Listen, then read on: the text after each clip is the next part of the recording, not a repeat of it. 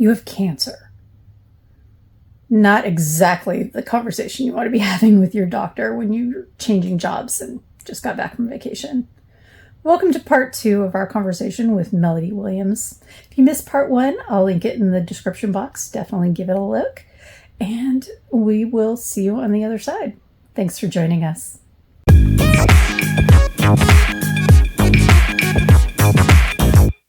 And it really tied into what I was passionate about as a relationship manager in private bank, as well as my volunteer work, which is very public safety minded. Mm-hmm. And so did the insurance, decided that I was going to go back to my dream job at KeyBank because it was available, and took a great vacation to celebrate the exit of one career and returning to another. And I got sick when I was there. We all got this one drink from a reputable bar, but it was outside the resort. And 3 out of the 4 of us did not feel well. They all got sick. They were better in 3 days. I wasn't better in 3 weeks.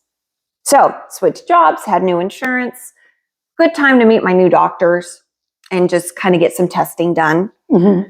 One test led to another, and I woke up from a colonoscopy being told that I had colon cancer. Okay, and that seems to be on the rise here Correct. Recently, especially in people who are not over the age of 60, where, they say you're supposed to start getting checkups at between... Used to be 50. Now 50. It's 45 or 40. Yeah, yes. And it seems like a lot of younger individuals are coming across with colon cancer. Correct. Did they say anything about that? They didn't, because I was, unfortunately, at 51, I was still closer to the age in which they would start testing. But when I just went back for my first colonoscopy since all of this, I asked the doctor, because I saw something on the news, and I said, did I really see this correctly about the increase in colon cancer actually being one of the number 1 reasons for young men passing away? And the doctor said yes. See, I'm pretty sure I read something here recently about the age of colon cancer just absolutely going down into the 30s. Yeah. And one of the things with colon cancer is it itself doesn't really have a ton of symptoms. So I've always had IBS. I've always kind of had a sensitive stomach, whatever you want to call it. And so even when I got sick in Mexico and I wasn't feeling well, I just figured something really irritated my system. And your IBS got extra IBS. Extra-eyed. And so I didn't think a ton of it. And I think that's part of the challenge is there really aren't a lot of symptoms for it. Okay. And the longer that it goes undetected, the harder it is to treat. Okay. And so I was given some information that it's supposedly in the early stages, and it was a certain size, and we'll get into the doctor. And I was just under the impression that I'll have surgery, they'll take it out, and I'm back on with life.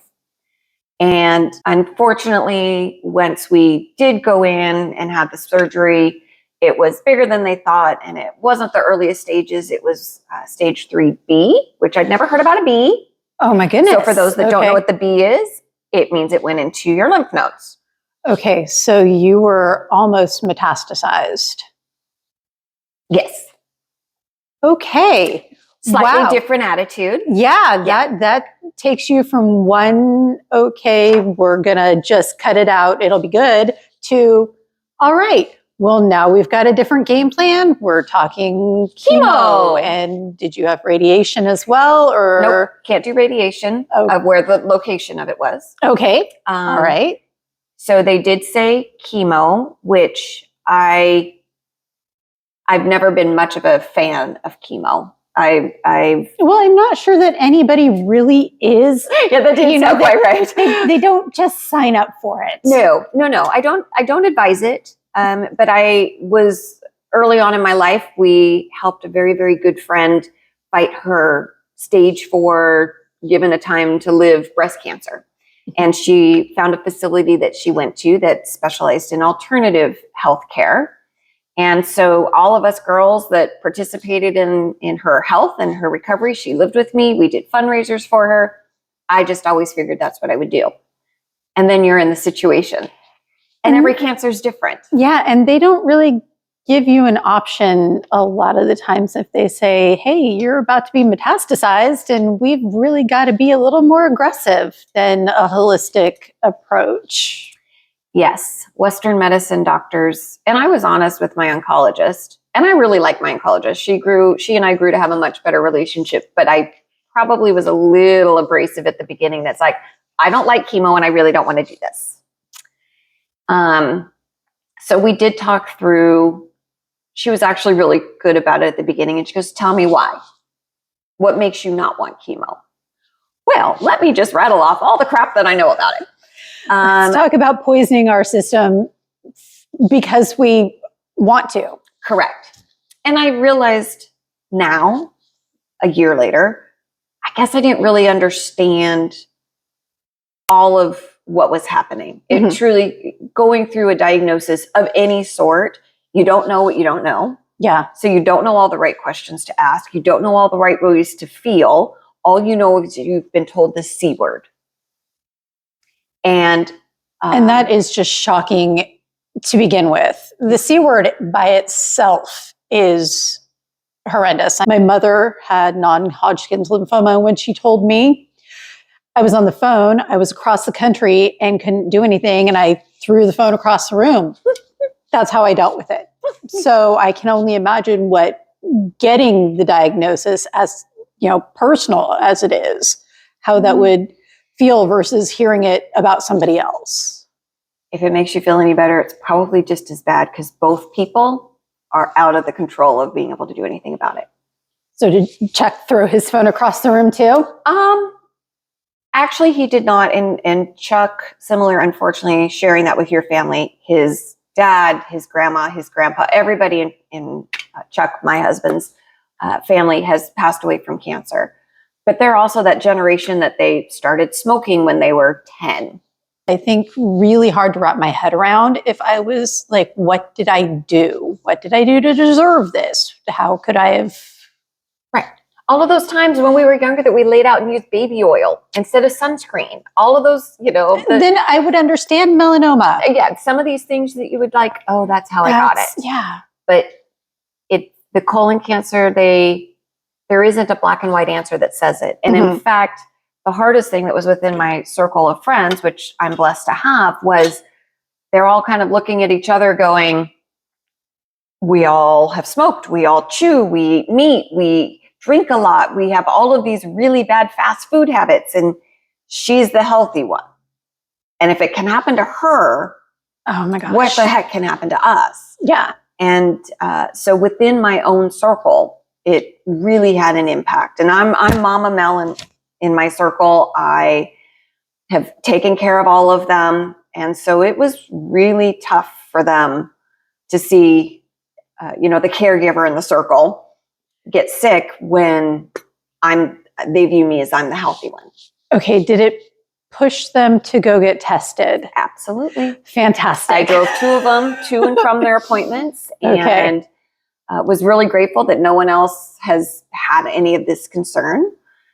So yeah, it is life changing. Yes. But my parents raised me not to be a victim. So what do you do with the crappy news? No pun intended. Okay, there was a pun intended. There was totally a pun intended on that one. If you got colon cancer, you've got to have the potty jokes. You got to do it. You got to do it. And so I knew I was going to fight. Anybody who knows me in my non-sick life, I'm way too ornery. I'm going to fight everything. So I knew I was doing it. And the part that made it easier was I had a circle around me between work and my friends and my professional colleagues, and nobody was going to let me fail. No, absolutely. But it was very not. humbling because, those of us that might be a bit on the outspoken side and might be a bit on the bullheaded, obnoxious side, we tend to share some qualities like we don't ask for help. Mm-hmm. We don't accept help. And I really had to learn how to do all of that. That would be very humbling. Extremely humbling. And I don't know that I did it well. I mean, they're all still talking to me, which I guess is a good thing. That was the next question is, did you alienate anybody? Because I know that can sometimes happen with people who get sick or friends who don't know how to react and, can step away and you can lose contact. Did you alienate anybody in your... Good news is I didn't alienate anybody. And one of my friends who beat brain cancer had advised me, you're going to lose some friends for exactly what you just said. Sometimes they don't know how to deal with it. They don't know how to deal. They don't know what to say. They don't know how to react. It's they don't do crying. No, absolute fear of everything. Correct. And so at least she prepared me. I had one girlfriend that pulled away, and finally she and I had a conversation where she admitted she'd sat by her mom's bed day in and day out when she passed from breast cancer. And she just couldn't do it. So what she told me... Fairly triggering at that point. Oh, yeah. So when she told me, I got to put her at ease that I'm not dying from this. They caught it early. These treatments, I've got this. I'm not... and this is even what my oncologist told me. The breast cancer treatments are some of the most difficult to go through. It physically impacts you, losing your hair, losing your color, losing things. The chemo I was going through was not that toxic. There's a rating scale of toxicity. There's a rating scale of toxicity. There's a rating scale. Yes. Mine, this was like 70% as toxic as if you were to look at breast cancer is 100%. Your poison, if you're going to pick a poison, pick that one? Yes. Okay. It wasn't as bad. Okay. Fantastic. So my hair thinned, my eyelashes and my eyebrows thinned, but I didn't lose it. And so if you looked at me, most of the time you couldn't tell. I did lose some weight, but it wasn't, I didn't get hollow looking. So a lot of times it wasn't as bad looking at me. And so that's what I just told her. I was like, I'm not going to get that point. But I also didn't push her now that I knew. And we talked through text a lot. And so the good news is I would say she was the only one that pulled back for justified reasons. And again, you could always look at every perspective of the positive or the negative. And the difference is there was people that came out of the woodwork that supported me and encouraged me that I didn't expect to hear from. So I have one person that pulled away, and I had 4 people that started talking to me every day, every other day. That's fantastic. So it depends on how you want to look at your situation. Yeah, no. And I think that if your circle actually grew, that says something, that says a lot about you.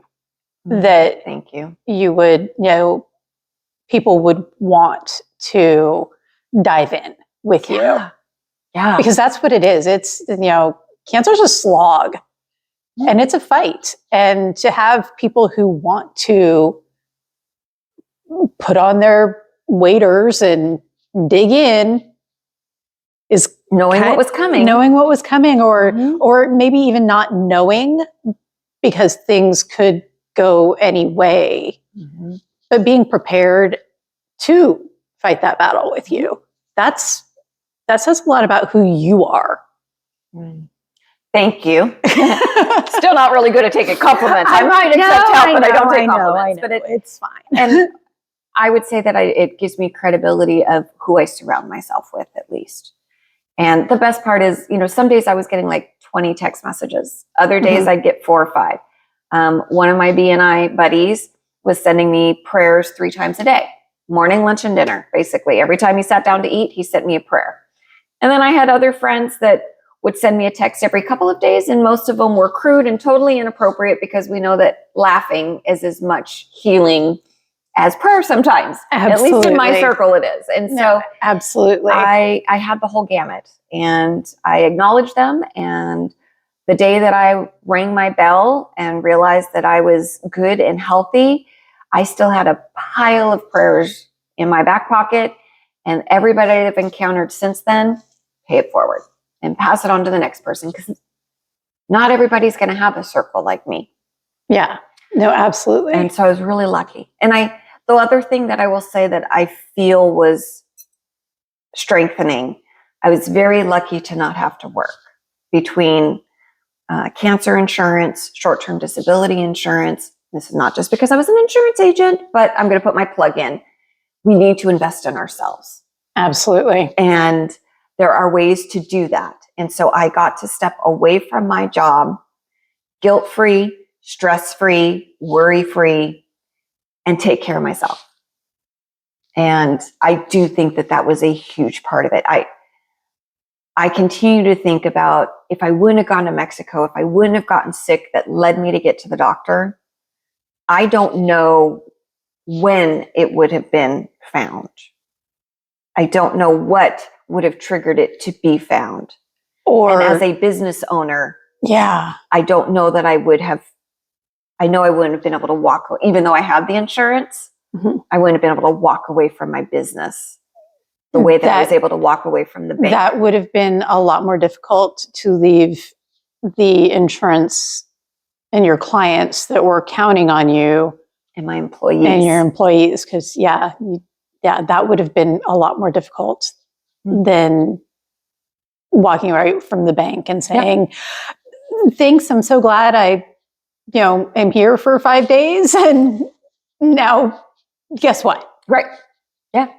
That was a huge help for me. And never once did my colleagues ever bat an eye about, gosh, she's only been here 6 months and now she's already leaving, type of a thing. None of them. Senior management all the way up the chain would send me random text messages checking in. I'd get the message from my coworkers that they called to check and see how I was doing. And I committed to living stress-free and drama-free while I was fighting this. And having an employer, having a work environment that encouraged that and supported that, huge. So my lesson for some folks, truly, if you are not happy in what you are doing, make a change. And it's a whole lot easier to make the change when you want to and when you're healthy enough to, than to do it when you can't or you shouldn't. Because no one's really going to hire you if you're sick. Yeah. That's a little hard to get hired on. It's that is. And my treatments, I had fabulous weeks, and then I had my chemo weeks. And I refused to use the words like it wasn't a bad week. I refused to use the negative words. So it was either my good week or it was my chemo week. And I know people that have worked through it and continue to go to work every single day, and they have all my respect, all my admiration. Could I have? Probably. I'm too ornery not to, but I didn't have to. But you didn't have to. And that right there is something that y'all should really think about. There are supplemental insurances. I know that Aflac has a cancer insurance that's supplemental, and all states is $24 a month for cancer insurance. So that if anybody in your family ends up with cancer or an accident or whatever, supplemental insurance is actually a really good idea. And the cancer policy for women, every time you go in or every 2 years you go in for a mammogram, they cut you a check. So that pretty much pays for the first 8 months of a 2-year policy with the $200 check they give you. And preventative, you go in for your colonoscopy, go in for your prostate exam. Obviously, that's for the men, not the women. They pay you for this stuff. So it helps pay for the policy. And in most of their cases, you get diagnosed, they cut you a check. Yes. The other thing about a lot of those policies is, as a cancer survivor, it will still continue to insure me. I won't get the lump sum payout again if, God forbid, I'm diagnosed again, but it doesn't disqualify you going forward, where most insurances will find any reason to disqualify you and not pay you. So yes, because this isn't about insurance, but ask for help in that. That whole what's it called? The pre-existing conditions. Yes, they will bite you. Yeah. In most cases. But yeah, no, I absolutely am a firm believer in supplemental insurance policies because it has been very helpful. And I'm glad that you had one as well, because that really did help you be able to control what you were going through and not stress out about it, which when you are sick and you're going through something like this, added stress makes it worse because the mental aspect of it will absolutely slow your recovery down. Well, and my husband is self-employed. And so he wasn't working as much because on my chemo weeks, he was here and taking care of me. And so that supplemental isn't even just for the patient. Correct. But it's for the entire family. And, you've got a house full of kids. If mom's down, who's going to drive the kids around, or who's going to make sure everybody eats or do laundry or all of the stuff that moms do. And so just being able, those are little things that still cause stress. You wouldn't think that laundry or a dirty house. Well, obviously a dirty house doesn't stress me out, but in most cases, some people get stressed by laundry and dirty houses. And so every little bit that you have helps. And him being able, and he's a contractor. So when you've got 6 months of your wife in chemo, and he pretty much was working on my good weeks, he also can't book things very far out. And he's also not out there building a pipeline of what he's got. So it's a big picture. And this is why, unfortunately, a lot of folks with an illness diagnosis find themselves in a financial strain. And as you said, stress doesn't help healing. And it's just one thing feeds into another, big picture. So I count myself very blessed. And, I hate to say that someone else's problem makes it easier for me, but going through the chemo, there was only one time when I was in for treatment that I saw somebody younger than me. Everybody else was at least 10 or 15 years older than me. And so I'm sitting there and I'm like, if they can do this, there's absolutely no reason that I can't do this. And so it was that inspiration. Not that I felt bad for them, but it was like, okay, well, that's my competitive side. My competitive side was still in full swing. May have memory fog, may have, brain haze, but my competitiveness was still there. I'm like, if they can do it, so can I. See, and I think when it comes to the long game of beating cancer, you have to be competitive. You have to have that will and the desire to just fight. True. And the best part is there isn't a winner and a loser. This is one of those that you can all fight and everybody can be on the winning side. Exactly. So I count myself very, very blessed, and I'm grateful for it. I am I have quarterly checkups for the first couple of years, and I am 2 checkups in, and it all looks good. And so I'm not going to stress. I'm not going to worry. I like my doctor. I like my clinics. I view it as a party every time I get to go back and see them. And I bet they feel the same way. They do. They really do. I loved my nurses. I took opportunities to, bring them hot drinks, bring them cold drinks, bring them little, I got them all keychains that says, I'm an RN. What's your superpower? Oh, that's adorable. Heart. I bought some heart crystals and would just randomly drop them for them to find them, because they helped me do this well. And, so actually leaving them was tough. I mean, I was glad that I didn't have to go back very often, but so I always make an effort to go in there and yeah, they're in a tough capacity because not all of their patients are funny. Chuck was entertaining to them. I was entertaining to them. Yeah, I mean, this also comes back though of I had to be a better communicator at showing and saying my appreciation. I felt like I always did it well, but when you're told something that could impact your timeline, I felt I did it okay, but I needed to make sure I did it okay.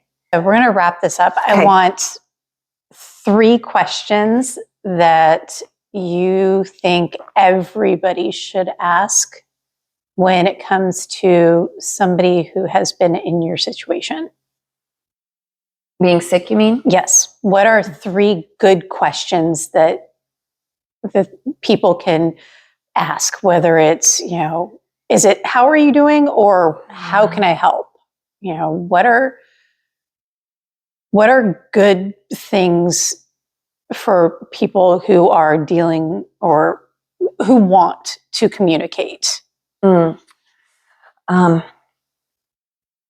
So I think the key to that is not making it a question, because it goes back to those of us that don't ask and don't accept help. So since then, I have spoken to others that unfortunately have gotten a diagnosis since mine. And I've gotten to the point of, you just tell me where you need me and when. Okay. I'm not asking you to ask me. I'm just saying, you send me a text that's a date and a time. And since I'm not a drug dealer, I know what that's going to mean. And I've got that. So that was the one, was not letting them not ask me. Just say, you better tell me. So I would say that was one of it. One of the things that I was strongly advised for that took me a bit, but it was a great thing, was a journal. Okay. I was told to journal. So put everything from your questions to what the doctor said to how you felt that day. And I've never been much of a journaler, but then I was given a journal. And I was like, well, it would be rude to not use it. And so I just started putting everything in there. And even like post-surgery, on a scale of 1 to 10, how did I feel today? On a scale of 1 to 10, how did I feel today? Because when the doctors are checking back with you, it may not be as easy to remember what it was on day 1. Especially with chemo brain. Well, and this was before chemo brain. This was before I even knew, but so post, the surgery. And so giving somebody a journal early and just using it to write. And some days I swore in it. Some days I just kept writing, I got this, I got this, I got this. And when I was done, when I went for my first quarterly, so a checkup, I still have a bunch of empty pages, which is a good thing. So I took all of these cards that I'd been given and I put them all in the back of the book. I started at the back and worked my way up. So I still have some pages. So if I go for treatments or my follow-ups, I can still document that stuff. But that way, the first of the book is the crap that I went through. And the back of the book is the love and the support. And so sometimes when you're having a bad day, why me moments, when you're looking at your scar, when the weight hasn't come off, your body just looks different, behaves different. Are you going to look at the front crap or are you going to look at the back? Totally going to the back. We should go to the back. Yeah. And these people sent love and cards, no matter what you look like, no matter how you were feeling. And so it's become that tool. And then when you're bad, you do have questions to ask, or when you're just mad, you have a place to write it, and then you put it back on the shelf and you're done. And other than that, just keep fighting. And what do you need for me to help you fight? Fantastic. All right. Well, thank you so much, Melody. It has been an absolute pleasure. And seriously, you guys, if you have any questions, comments, or whatever, you want to reach out, put them in the comment section and I will get them to Melody. and we will get back to you and we'll see you next time.